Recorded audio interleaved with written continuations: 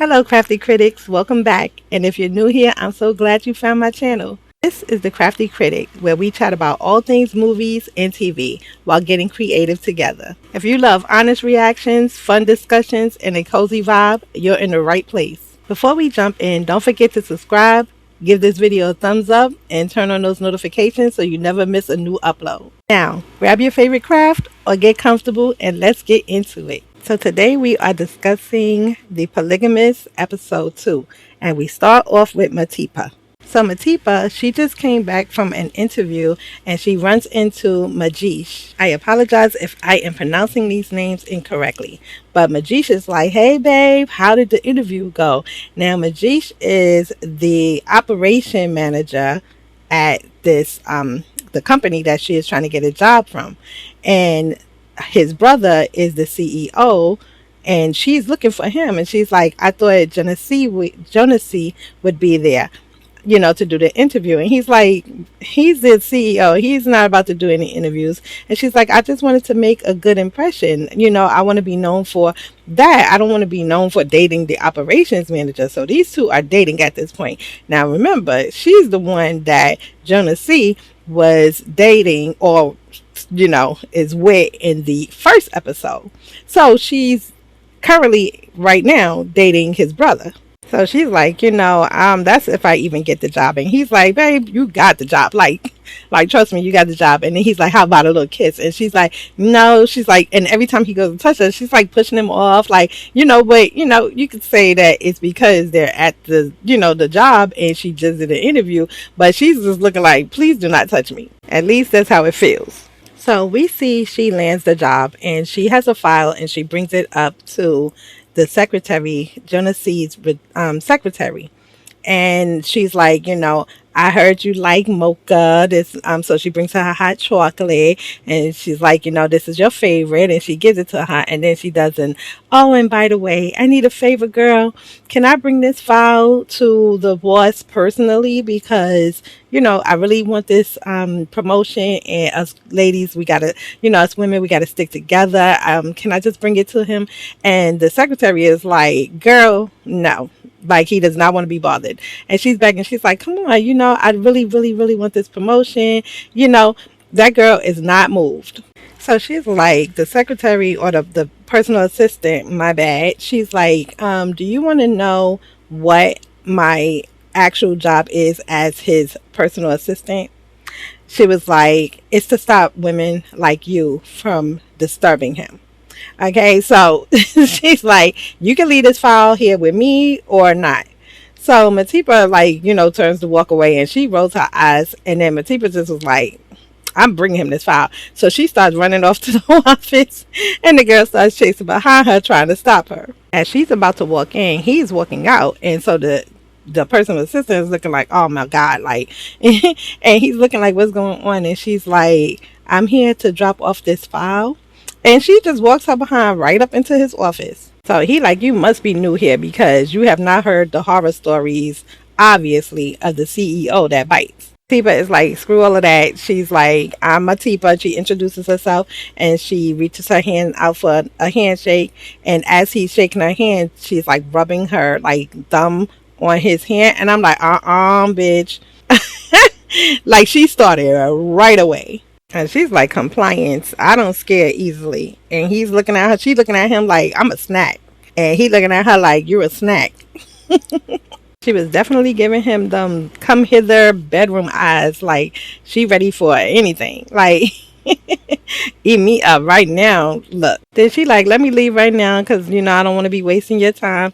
And he turns around and says, you're the one still holding my hand. I was like, oop. Wow. So she lets his hand go, and then she goes to act like she's putting the file on his desk and lets it hit the floor. And then she's like, oh, oops, oopsie, let me pick this up. And she does the little the bend and snap, the little bend and snap from Legally Blonde.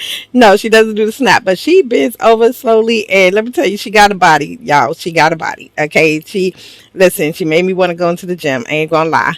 Kind of jealous, but she bends over and everything directly with her whole behind everything her mama gave her in his face, and he's looking because he's a man and he gonna look. I mean, I was looking. I'm a female, and listen, I would be looking like, damn, girl. Jonesy is there, salivating at the mouth, staring, and you already know where this is going. Okay, now mind you, she's dating his brother, so girl, this must have been her intent the whole entire time. She knew what she was doing, to get up in there and to get to the main person, the CEO, because she don't want no dang on manager. She wants the big times. So we see there's going to be some type of party for the office and a celebration. And in walks Matifa and Majish. And, Genocide just got a text that his wife is about to give birth to the baby, that he needs to rush down there to the hospital. So he gets the text and they're like, hurry up. And she walks in with Majish, and Majish trying to hold her, like, and she's like, "Oh, stop!" Like, like she don't want him to touch her at all. So he runs off. He tells his brother that Joyce is in labor, and he's like, "Congratulations!" And the thirst bucket is over here staring him all in his face, all in the bed. So now he's married. She's just now having a baby. He rushing off to the baby. She don't care, but you know what? Who else don't care? That's on him too. He has to care. He's the one in the relationship, because women will try, and it's up to him to to stick with his vows and and not do it. But anyway, she all up in his face, so he rushes off to the hospital. So we're back at the hospital, and Joyce has just given birth to a beautiful, and I mean so super cute baby boy. And Genesee, he is happy, and he's like, I'm so proud of you for what you did. And Joyce is like, I'm proud of you because and one day you didn't gain a beautiful baby boy, and also your company was listed with JSE, so a JSE listed company, so it must be something really, really big. So she like, you did that. And he's like, I couldn't have did it without you. This is all because of you. And, so she was like, okay, let me stop being so humble. And she said, let's just say we did that. And they agree, that they both did that, and they share a kiss. So with his wife and child in the background, he's over here thinking about when he was leaving on his way up here to his wife, who just gave birth to his son. Matifa, she meets him at the elevator, and she's like, Mr. Gamora, and she was like, you forgot something or you dropped something, and she hands him this note, and the note is like, come put me out of my misery, come here for a real celebration. That's what she said. So that's what the note reads. And he's over here reminiscing about it, and, thinking, okay, how I'm going to get out of leaving this hospital so I can go be with this woman. So this low life piece of nothing tells her, because she's like, what's wrong? And he's like, oh, I think I left the party too early. I didn't get to mingle with the stakeholders. So he's trying to get up out of there. So Mr. Gamora is putting on a show, okay? He is over here like, because Joyce is like, well, then go back, And he's like, oh, no, I can't leave you and the new baby. And she's like, we'll be fine. I'll be fine, Go ahead and go, go back to the party. That's important. So he rushed back to the office, and he runs into his brother, and his brother's like, what you doing back here? Like, basically your wife just had a baby. What you doing? He was like, I was trying to catch so-and-so before he left. And he was like, oh, he's gone. And he was like, acting like that was the reason. So he asked his brother, where are you going? And he was just like, listen, I got a hot day. I'm about to go get some of that, thinking that he's going to go be with Matifa. And, he's like, don't break it back. He's like, no, I got a strong one. They have a little laugh, a little cackle. So just in time, she comes up, Matifa, and the personal assistant comes up and on the escalator, and he's like, hey, can I speak to you in my office, for a second? And, his PA knows how he gets down, because she's looking like, and she knows what's going on. Let me tell you, the side eye, the serious side eye had me dying, bro. She's like, damn, you work fast. Now, this stank cover is sitting on the desk with her legs cocked wide the hell open, and I wanted to snatch her off of there and beat her ass. For Joyce. Now, don't think I'm letting him off easy, because first episode, I wanted to beat his ass. I honestly didn't even know at first, when I first watched this, how we got there. I just know, I was like, you playing in somebody's face, like you really got her in your face, in your apartment, but in your house, and you ain't divorced. I said, So that was episode 1. So here we are. Just letting y'all know I got smoke for both of them. Wait, this heifer over here looking at his whole family, just got the picture all in her hands. I said, "Ooh, you disrespectful." So this hoe trying to play hard to get and everything. He like, did you come here to talk about my family or what? And she's like, trying to play hard to get. She's like, I'm dating your brother, Joe. Like I can't, like as if she cares any bit. She don't care about that man at all. So she's like, I'm dating him and everything. And he's like, dump him. He, like it's just that simple. And she's like, if I dump him, I'm gonna be yours, girl. And he said, screw him. So far, even to his own brother, like I said, well, I can't expect him to be loyal to him. He ain't even loyal to his wife, so I cannot. So he was like, dump him, screw him, I don't care, and everything. And so they get it on up in this dang on office. The time that she knew, and when he came back because of her note and walked her into his office, she knew she won. So some time has passed because you see Majish, he's bringing flowers to Matipa, and he's like, oh, in under 5 months, you done made, you done got promoted and everything. So he brings her some flowers and he's like, this calls for a celebration. And she's just like, thank you, but she's not about to celebrate with him. He's trying to take her out to celebrate and she's like, not right now. And he's like, you won't get in trouble, like what do you like, you could go. And she's like, I don't think that that's going to be a good look, me dating someone, while I'm in my new position. Like it just I shouldn't date anybody that I'm working with. Like, girl, you screwing someone you working with. So he puts two and two together and he's like looking at her. So he's like, so is it true? And she's like, listen, besides, you got a wife, you got children, as if Genesee don't. But anyway, she's like, you got a wife, you got children and everything, don't embarrass yourself, like, and he's like, is it true? And she's like, is what true? And he's like, are you screwing my brother? And she just kind of laughs it off. And then here comes Genesee. And he's like, is everything good? Like, everything okay? And he got a bottle of champagne. And so the brother, Jeesh, he, straightens up his coat, grabs what little bit of dignity he has left. And he's like, everything's fine. And he walks out. And you can tell he's crushed. But he still allows it to happen. So he closes the office door. She looks like she don't give two fucks. And you know what they're about to do.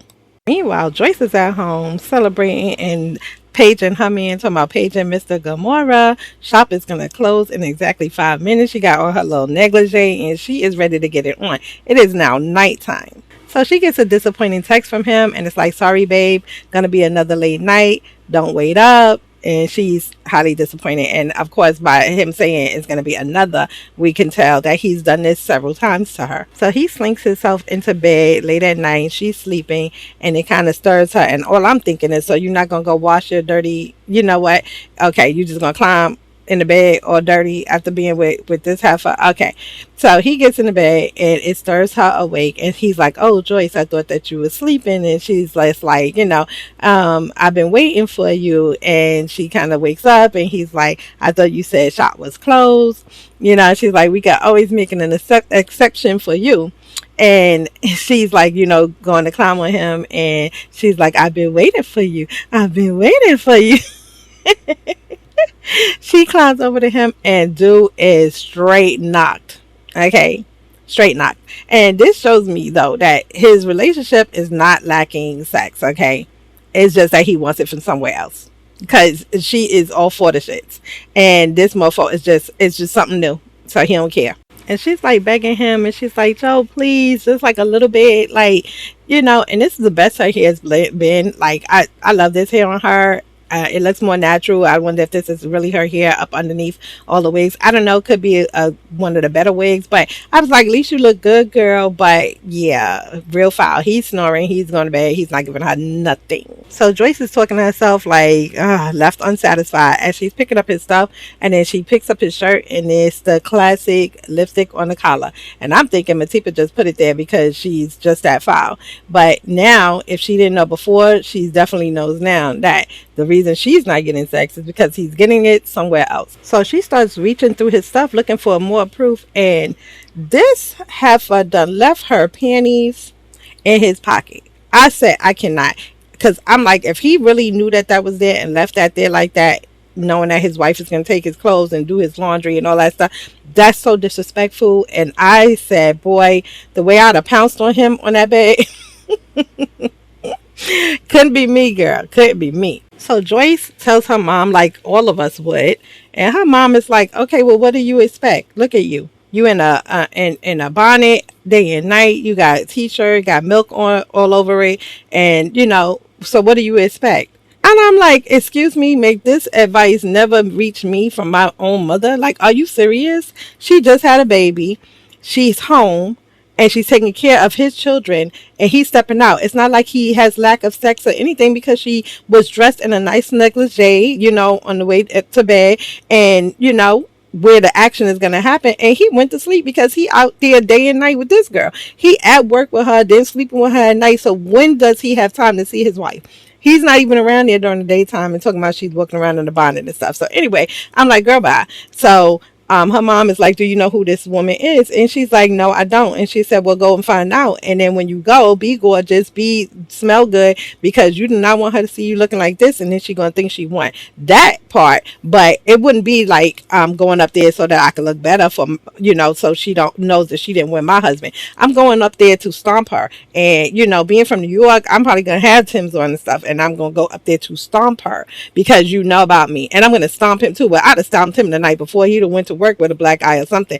Ain't no way. Like, both of y'all not gonna play in my face. And the mom tells her, don't let her play on your face like that and all. But what about him? What about him? He's the one that you got the commitment with and everything. Don't let him off easy. I would have stopped him and her. Y'all both getting this smoke. So Joyce does. She goes up to the office and she gets Miss personal assistant, and she's like, "Listen, who is this heifer that my husband is with?" And she's like, "I don't know what you're talking about." And she's like, "You enjoy working here?" And she's like, "Very much so." And she says, "So I look out for those that look out for me, right?" So she's like, "And I'm not going to ask you again, like, who is this heifer?"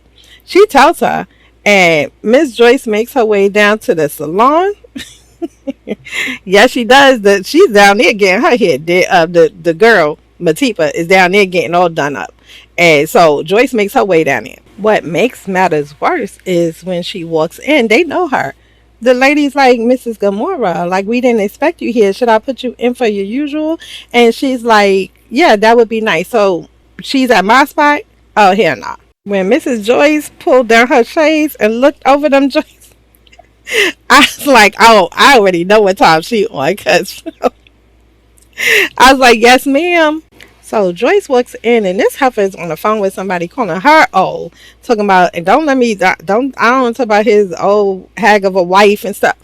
Excuse me, the way I'd have flew over there, I would have flew in the air, okay, over there onto her. And see, the way Joyce walked up behind her, this is why you always have to be aware of your surroundings, especially if you're going to be a scallywag, okay? So this heifer on the phone not paying attention, and Joyce walked up behind her and knocked her head between stand 1 and stand 2. I mean, she hit her hard as fuck. Oh, man. I mean, she like, "Who you talking about, bitch?" Like, she like, "Come here, you little bitch." Like, Brian, everybody's like, "What's going on?" And let me tell you, it gave me great joy. It gave me the utmost joy, I promise you. And the staff was doing their best to get her off of this girl. She's just like, "How could you? And you talking about me, bruh?" I would have act like I couldn't get her off of her. Like, that would have been me. I'd have kept acting like I was slipping so she could get a few more hits in. Joyce done beat her so hard she knocked her own wig off. I said, "Oh no, not the wig." Good thing she's in the place to have it reinstalled, cause girl. Then this bitch with the worst wig in the world going to point at her and say, "This is why your husband is cheating on you, girl." And let me tell you, I almost jumped through the screen myself to help Joyce at this point. This bitch throws Joyce's wig at her and talking about, and Joyce is just like, "Keep your legs closed, you raggedy bitch." And I'm like, "Yes, you are. You are a raggedy hoe. That's what you are." Then I'm thinking, I hope when you go home you have the same smoke for him, Mr. Dirty D. Okay, you better have be on the same type of time. So he comes home and she's there trying to prepare a speech talking about a happy marriage, and I'm like, girl, what are you doing? So he walks in and he's like, "Oh, since when you became a street person, and why'd you attack that innocent girl?" And I'm like, "Innocent girl?" And she's like, "Listen, what you gonna do is get rid of that slut. You're not gonna be seeing her no more, and that's what you're gonna do."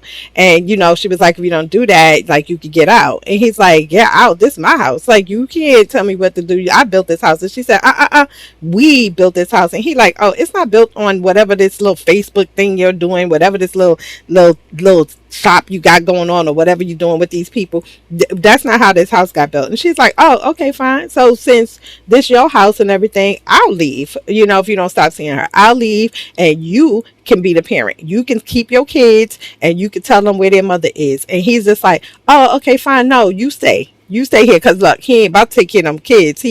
Him stay with the kids." I love that she was like, "Yeah, when I go, I'm going alone, and then you can have the kids. You can be here, and you can be the dad, and you can do all the things that I do, and everything." So he's like, "Oh no, you can stay. That's fine." And everything. And he goes his behind upstairs to start packing. And this was like so hard to watch, because she's groveling, because she's just like, "What? Like, you really gonna leave me for this heifer?" Like, it's been 20 years. So I could feel that and everything. And she's like, "Are you serious?" And she's seeing her marriage break apart. But oh no, this was so hard to watch, because I can't. Like, are you serious? Like, you really about to leave for this heifer? So she's dragging him. She's trying to stop him from going. And I feel so bad for her. And she like, "Stop. What are people going to think? What are people going to say?" And he's like, "You care what people say?" He was like, "You are, you're lucky that she didn't press charges." And I'm like, "Oh, you so foul." And she's like, you could just see the pain in her face. Like, "Are you serious?" Like, oh, he's so trifling.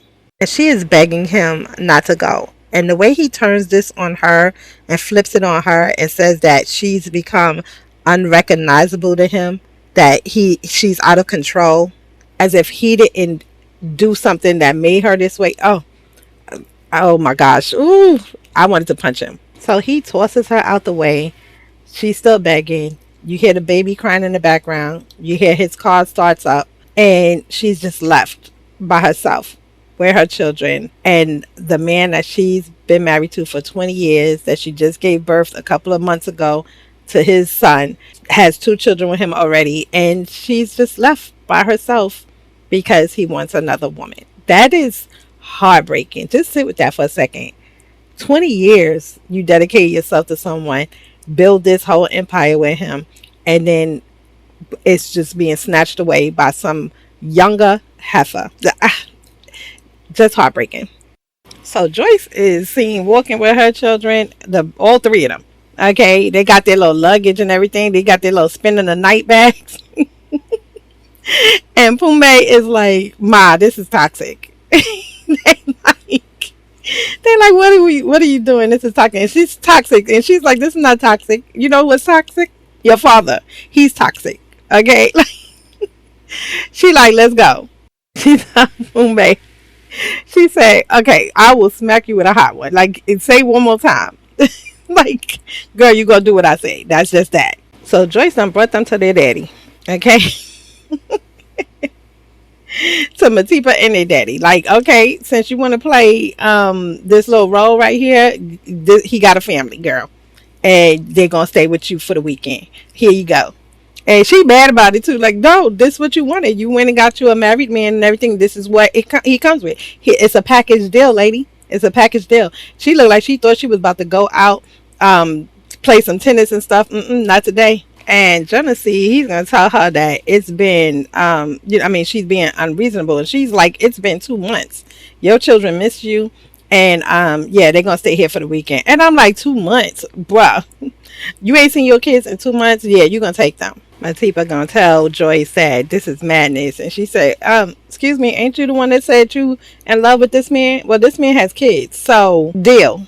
Like, girl, for real, for real.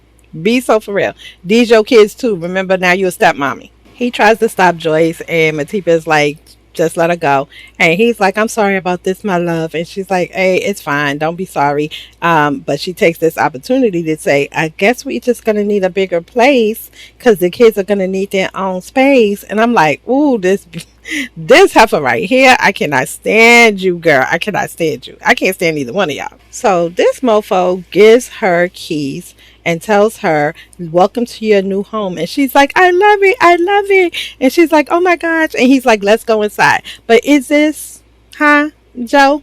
Is this a new home?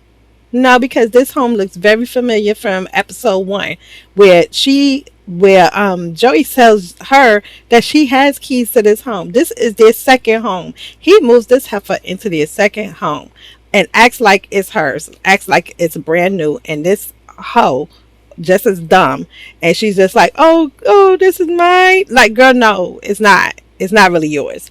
It's theirs, but he's just giving it to you because he is he's a fuckboy. Like, I cannot stand him. I cannot even lie. I cannot stand him. So we get fast forwarded back into present day when Joyce brings him the invite to their own renewal. And Matipa comes outside because she was inside eavesdropping and listening to the whole conversation anyway. So Matipa is like, when is this back and forth between you and Joyce going to end? She basically wants him to get this divorce because he's like, I don't know what to do. I don't know what to do anymore. So he tells her it's not as easy as you think. And, she's like, listen, I'm getting tired of being your little dirty thing on the side or whatever, like, your dirty little secret or whatever. And, you need to make some adjustments in your life because she said, don't be handcuffed to a decision you made 20 years ago. Things change. And I'm like, girl, bye. So she like, it's time to make a choice. And he's like, is that an ultimatum? And she's like, my love, I just want you all for myself. So this is where the divorce comes in. She's the reason. So he tells her he's going to speak to a lawyer, and that's when Joyce ends up with divorce papers. Was the reason that Joyce started drinking that sent her over to that home, that when she set that fire. And then we cut over to the home, and now we see it from their perspective while the house is burning. They start smelling the smoke like what is that? And I'm not even concerned with their safety because, one, like, y'all deserve this. But two, look at this wig. Like, I was just hoping the wig would burn up in the fire, but let me get off. It's bad. It's really bad. So they realize that the house is on fire. They're trying to get through this smoke, and you're like, damn, they're going to make it out, aren't they?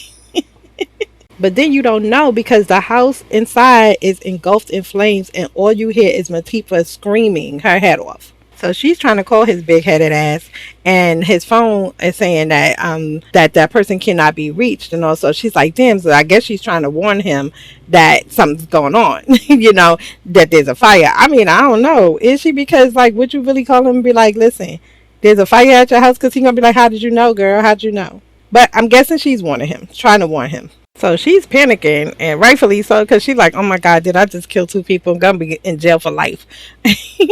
So she's like, oh shit, but you can hear the fire trucks coming. And next thing you know, Joyce is getting arrested. And so ends the episode. We don't know if they're dead, if they're alive. We just know that she's in jail. Her children pull up and they like, Ma, what's going on? Yeah, so can you see it already? This is episode 2. Do you see how good it is? Woo!